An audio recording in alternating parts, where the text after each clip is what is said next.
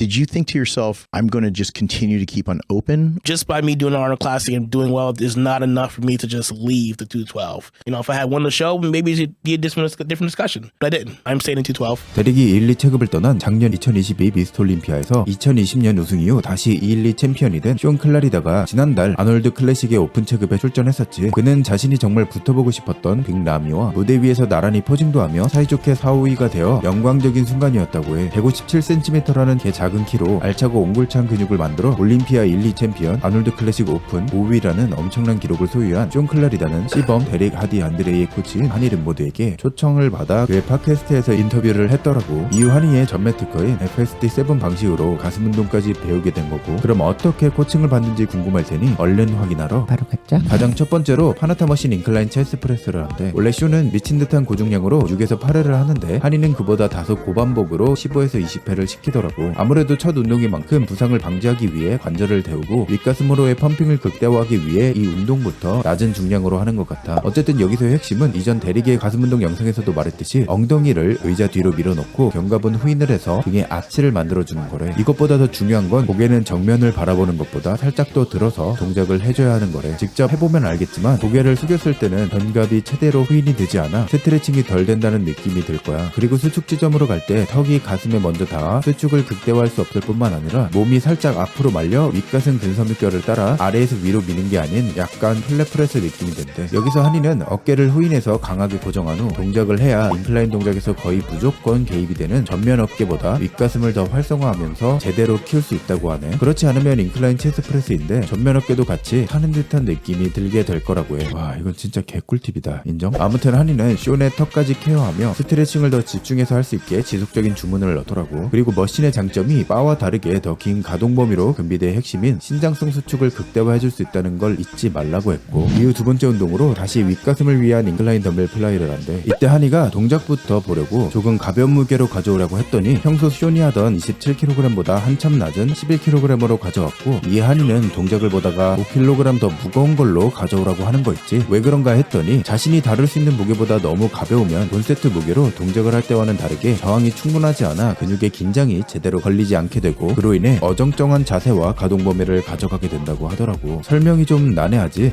예를 하나 더 들면 벤치나 스쿼트를 할 때 빈바로 몸을 풀려고 하면 오히려 몸이 좀 떨리고 균형이나 자세 등이 불안정하다가 중량이 점차 올라갈 때 충분한 부하로 더 안정적이게 됐던 경험을 떠올려 보면 대충 무슨 말인지 이해가 될 거라고 생각해. 어쨌든 한이는 평소에 쇼니 하던 플라이 방식보다 더 깊게 해줌으로써 최대 가동 범위로 근육을 더 확실히 털고 크게 키워줄 거라고 했잖아. 그런 만큼 이전 플라이 동작과 비교하면 훨씬 더 깊게 동작하는 걸 볼 수 있을 거야. 이런 식으로 12에서 15회씩 하다 보니 저절로 쇼의 중량은 20kg으로 7kg이나 줄어들게 됐다고 해. 아무튼 4세트 중 마지막 2세트는 플라이 이후 모아서 하는 헬스프레스와 뉴트럴 그립 프레스 방식으로 윗가슴 안쪽까지 가득 채울 수 있도록 조지고 마무리한다고 해. 그나저나 동작을 보면 덤벨을 살짝 내외전하며 신장을 했다가 수축할 때는 다시 외전하며 덤벨 아래쪽이 가까워지게 살짝 돌리며 가져가고 있지. 한이는 이렇게 하면 긴장을 유지하면서 가슴을 더 강력하게 쥐어 짜줄 수 있대. 중요한 건 덤벨을 너무 돌리지 말고 거의 평행한 상태에서 살짝만 돌아간 상태로 수축을 하고, 이때 팔은 지면과 거의 수직이 될 정도까지만 올려 긴장이 풀리지 않도록 유지해야 하는 거래. 이후 세 번째는 파나타 머신 슈퍼 호리젠털 멀티프레스를 한대. 이건 파나타의 새로운 머신으로 한이가 시범을 코칭할 때도 쓸 정도로 굉장히 좋다고 하더라고. 근데 솔직히 이건 국내에 거의 없을 거니까 대충 설명하고 넘어갈게. 먼저 위쪽 레버를 당겨 놀이기구 안전바 내리듯이 손잡이 높이 조절을 해서 자신의 가동 범위에 맞게 설정함으로써 시작이 굉장히 편하다는 것과, 어깨 뒤쪽에 패드가 있기 때문에 동작 중 몸이 흔들리지 않게 잡아줄 수 있다는 게 이 머신의 장점이라고 해. 당연히 인체 공학적으로 곡선 움직임을 하게 설계했고, 다음 네 번째 운동은 파나타 머신 딥스 프레스 듀얼 시스템을 한대. 동작을 보면 덤벨 프레스를 아래쪽으로 한다는 느낌으로 팔을 몸에 붙이기보다는 바깥쪽으로 벌려서 동작을 하고 있지. 이뿐만 아니라 몸까지 앞으로 기울여서 삼두가 아닌 가슴에 자극이 들어갈 수 있도록 자신만의 지리는 스팟을 찾아야 한대. 여기서도 한이는 고개를 절대 내리지 말고 들고 해야 제대로 가슴을 털 수 있다고 하더라고. 그나저나 이 머신이 진짜 좋은 건 딥스나 삼두 푸시다운을 원하는 대로 하기 위해 안장 위치도 조절하고 손잡이 부분도 조절할 수 있다는 거야. 심지어 근육의 좌우 불균형이 있는 사람들이 약한 쪽을 더 집중해서 단련해줄 수 있도록 한쪽씩 개별적으로 힘을 줄 수 있게 그립바의 연결을 풀 수 있다고 해. 그래서 한이는 2세트는 연결해서 하고 마지막 3세트는 풀어서 양팔 및 한팔 딥스를 번갈아 시켜 아주 강력하게 조져준대. 이렇게 털린 쇼는 한 번도 이런 머신을 써본 적이 없어 아주 지리다고 했고, 이에 한이는 아주 흐뭇해 하더라고. 이제 마지막 운동은 한이가 한이가 좋아하는 케이블 플라이로 FS7을 한다고 해. 이때 5에서 7세트를 하는 동안 한이의 손 위치에 따라 플라이 위치를 다르게 해서 다양한 자극을 주며 지리는 펌핑으로 근막 확장을 하는 게 목적이래. 근데 원래 알려진 대로는 12에서 15회씩 하고 3-40초 정도 쉬는 걸로 알고 있는데 이번에는 거의 2-30회를 상중 하부로 나눠 플라이를 하고 추가 부분 반복 5회는 힘이 빠졌으니 프레스로 바꿔서 하더라고. 한이는 이렇게 하면 펌핑의 극대화로 근육을 더 성장시키면서 현명한 분리도와 함께 입체적인 모양을 만들기에 좋다고 해. 이렇게 모든 세트를 강력하게 털고 마지막 세트만 플라이, 프레스, 푸시업을 연속해서 하는 트라이 세트를 한 후 포징까지 연습하고 마무리한다고 해. 아무튼 오늘 영상에서 한이의 모든 꿀팁을 뽑아 먹다 보니 꽤나 길어져 버렸는데 그런 만큼 형님들에게 도움이 되는 만족스러운 영상이 됐으면 좋겠네. 혹시 실속 있는 강력한 카페인 또는 무카페인 부스터로 운동 수행 능력을 올리고 싶은 형님들은 아래 고정 댓글에 15% 할인 이벤트 중인 링크를 남겨둘 테니 들어가서 확인해보고 한번 잡사보면 좋을 것 같아. 어쨌든 오늘 영상이 조금이나마 유익했다면 좋아요만 부탁할게. 그럼 다들 오늘도 조심하고 뒷끈하도록 해.